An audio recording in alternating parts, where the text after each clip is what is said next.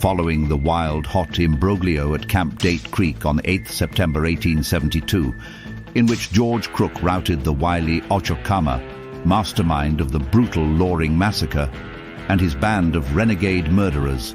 Some remnants of the various tribal factions slowly began re-infiltrating Date Creek. They harbored a deep-seated animosity towards the traitor Iretaba and his Mojaves that could only be assuaged by a vengeance most vicious. General Crook patiently clarified that he had identified the perpetrators through unidentified, alternative sources, authoritatively absolving Iretaba and his people of responsibility for the incident and ensuring Iretaba's safety. But of course, his efforts to communicate this to the hostile factions proved futile. By mid-September, a friendly Hualapai messenger arrived at Beale's Springs, informing Crook's sentinels that Ochocama and 5 other chiefs were incensed by treacherous Iretaba and were on the warpath, headed for the sanctuary of Iretaba on the Colorado River. Yet the most crucial revelation was not that the rascal, Ochocama, was upset that his planned assassination failed. His band was routed, his brother was killed, and he himself was shot twice and bayoneted while escaping captivity. The Hualapai informer's most interesting intelligence was rather that he knew the enemy's whereabouts. With methodical control, Crook awaited the waning of the hostiles' vigilance before dispatching a column of the 5th Cavalry under the leadership of Captain Julius Wilmot Mason, a seasoned, aggressive officer.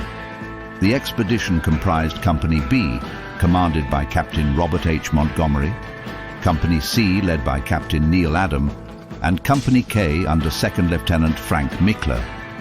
2nd Lieutenant Walter Scribner Schuyler accompanied them, along with 86 Hualapai scouts under Al Seba. Seba's remarkable efficiency and skill were evident in the success of the campaign, reaffirming his aptitude as a guide and chief of scouts. The scouts themselves, meanwhile, slithered into pre-dawn position, making way for a dramatic final engagement that would shatter the serene vista and punctuate the brisk Arizona breeze with the chilling blare of the bugles of war. Welcome to the shadows and the past, where history meets mystery and the past is your present. Hit the like and subscribe to join us as we delve into a world where the boundaries between survival and demise are as unpredictable as the winds that whip across the desolate landscapes of America's Old West. And to get caught up on this harrowing story of murder, mischief, and the pursuit of brutal reckonings on the old frontier, click the link and enjoy. As tensions mounted and alliances shifted, the stage was set for a clash that would test the mettle of both soldiers and scouts alike. Through the lens of the following decisive engagement, we delve into the complex dynamics of frontier warfare, where survival depended not only on military force, but also on the cunning knowledge and skill of indigenous allies. Fortunately, a detailed first-hand account of this operation was provided by Schuyler in a letter to his father. Dear Father, last Sunday B, C, and K companies of our regiment with about 80 Hualapai Indian scouts left this place to make an attack on a war party of Apache Mojaves who had organized on Burro Creek, intending to attack Camp Colorado. We marched 20 miles the first day to a spring in the mountains south of here. The next morning we marched 6 miles to a canyon where we lay hidden until 1 the next morning, when we hid the command in a hollow and sent out Indian scouts. Just at dusk, some of these returned and told us they had found the Apache.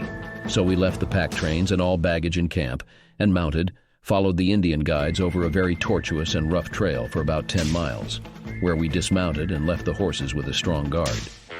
From this point, we could just see the campfires of the Indians about 8 miles off.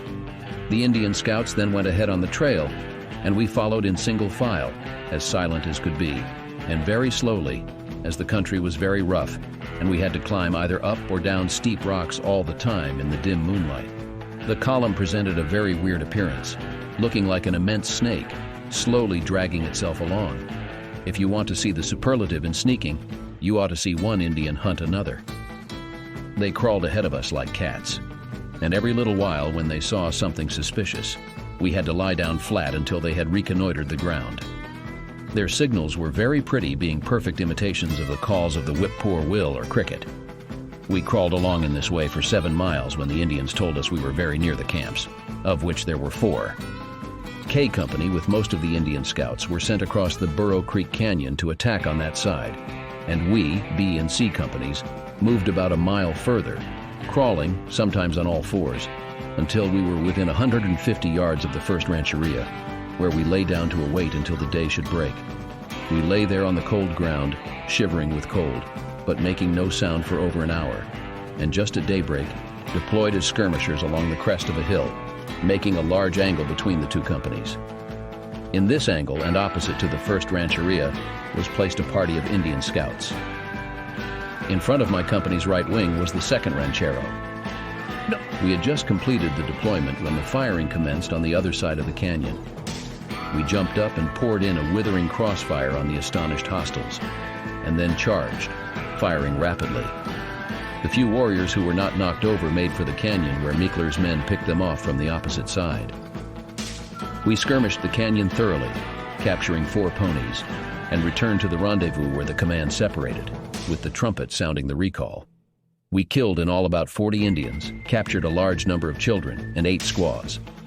Most of the papooses we left to be picked up by their friends, but the squaws and their papooses, of which there were 10, we took along.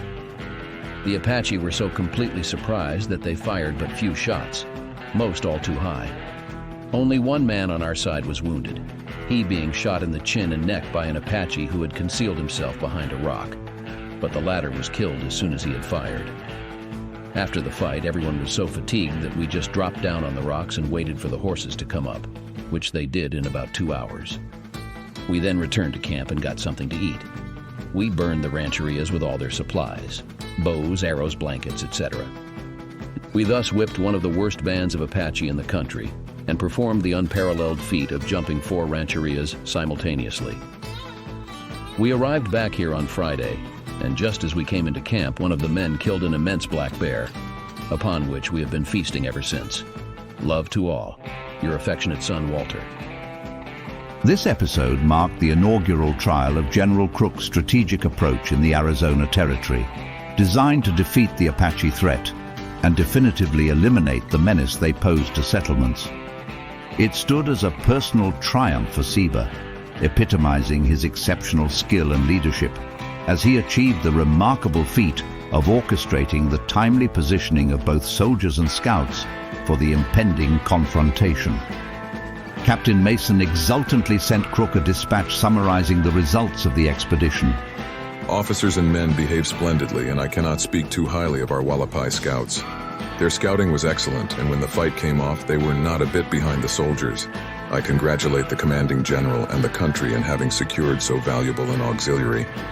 Subsequent experiences would reveal the rarity of such successful coordination, with many ensuing skirmishes characterized by confusion and chaotic logistical challenges. In the vast majority of cases, it was the scouts alone who managed to assume their positions in time for combat, often being tasked with engagements independently or with minimal support from regular troops.